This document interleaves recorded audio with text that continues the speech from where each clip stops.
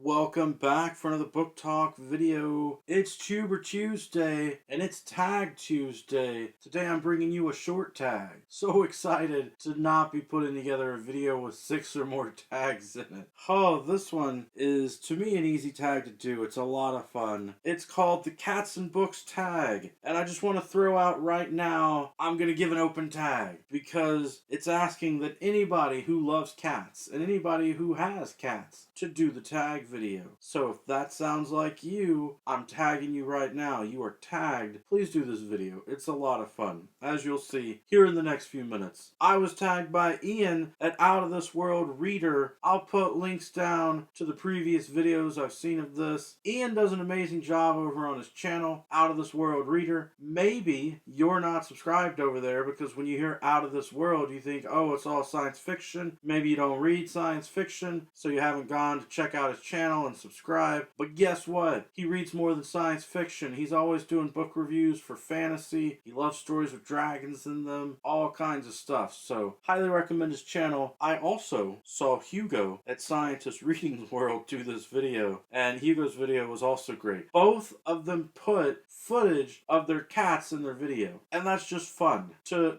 hear us on Booktube not just talk about books and writing and all that, but to hear us talk about our cats. So it was neat seeing both of their cats. Hugo also has a great channel. If you haven't subscribed to him because it has science in the title, don't worry. He's also not talking about science. He's talking about books. He reads a lot of great books. You'll get a lot of great book recommendations from both of them. So I'm not sure about the original video. I apologize for that. I've got the prompts down below as well. Let's go through it. Prompt number 1 is tell us about your cat or cats, their name, age, and hobbies. I've got my 2 cats. They are brothers. I call them the Panther brothers sometimes because they are gray and black, which are panther colors. They are Jack and Daxter. They were named after video game characters, but I just spelled Jack the normal way, usually not like the video game. And I often will call Daxter Dax because I'm a huge fan of Star Trek,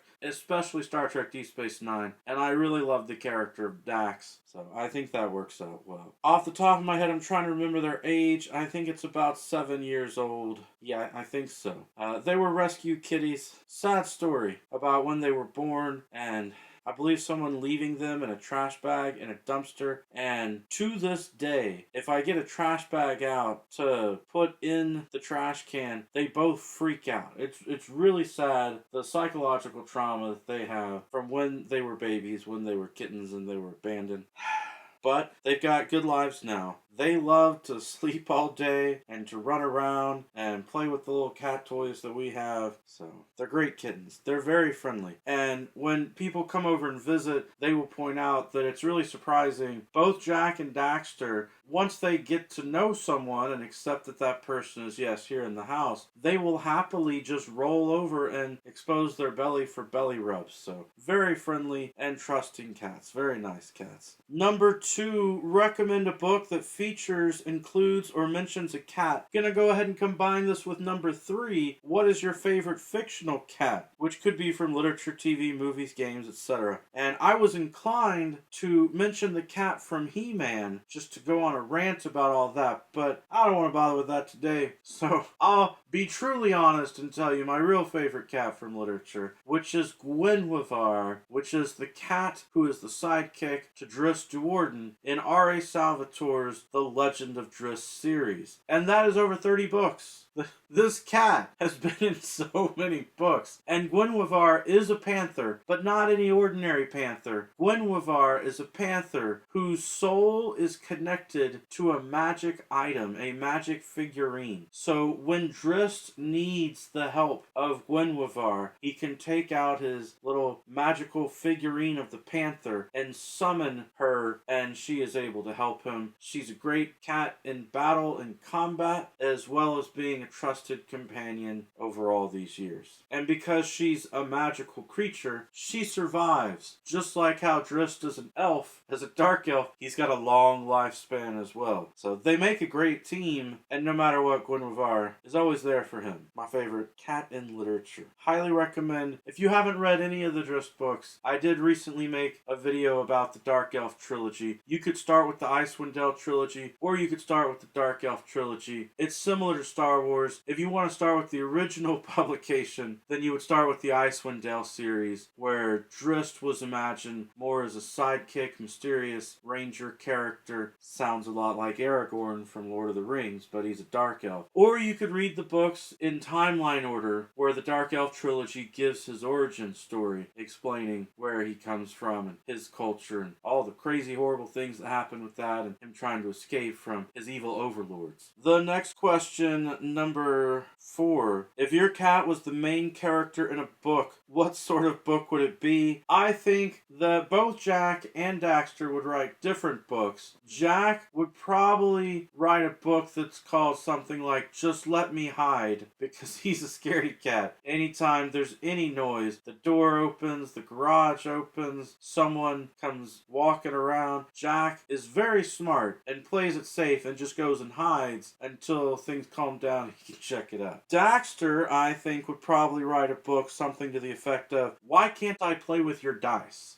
Which would be a hilarious title for a book about a cat who wants to play with his owner's dice and the owner won't let him play with the dice. Because I've played a lot of tabletop role-playing games over the years, Dungeons and Dragons and Heroes Unlimited, Palladium, the vampire games, all that stuff. I own a lot of dice. And of course cats like small little objects that they can knock around and play with, but not allowed to play with the dice. Number 5, recommend a book that your cat would enjoy if they could read. I think that my cat Dax would enjoy reading the book The Lives of Dax, which is a Star Trek Deep Space Nine book that explores the various lives that the Trill symbiote has experienced as Dax over the years. And if you don't know Star Trek and how the Trill work from The Next Generation and DS9, basically as aliens, the human-looking Trill are host bodies for these worm-like symbiotes which go into their body and connect to them, and it's a shared consciousness. And the little worm thing has memories from previous hosts and previous lives. So just like they say that cats have 9 lives, on the show Deep Space Nine, Jadzia Dax and then later on Ezri Dax had to deal with having these memories from previous lives in their heads, which is really fascinating when you stop and think about it. So 8 or 9 hosts for a symbiote, cats having 9 lives, I think that it works out very well. And there's the coincidence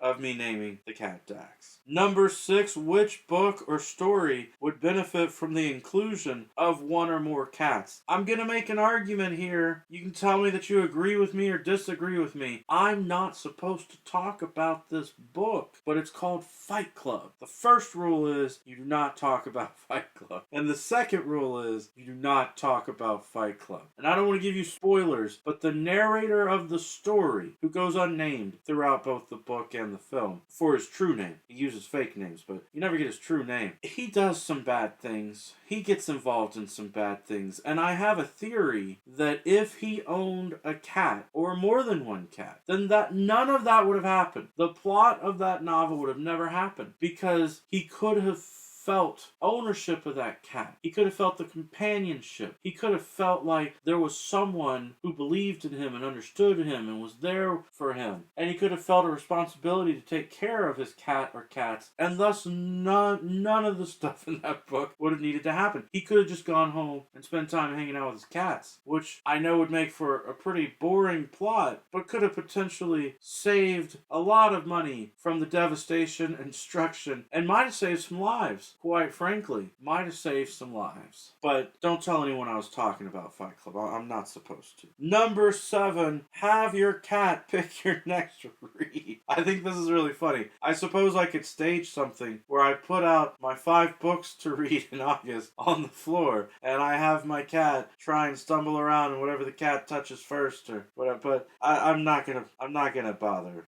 But when you do this tag, feel free, have fun with that. And then the last one on here is to tag some cat lovers. I'm tagging you. If you're listening to this video and you have cats or you love cats, you want to talk about cats, you want to answer these questions, it's an open tag. Consider yourself tagged. If you don't have cats, if you don't like cats, I am so sorry. I just put you through several minutes of me telling stories about cats. But hopefully you enjoyed the video anyway. Shorter tag than the last couple of tag videos, which I like. So thank you, Ian. Thank you, Hugo, for your great videos with your cats in them, and everyone else who's doing the tag. Every day is a good day for a book talk. Peace.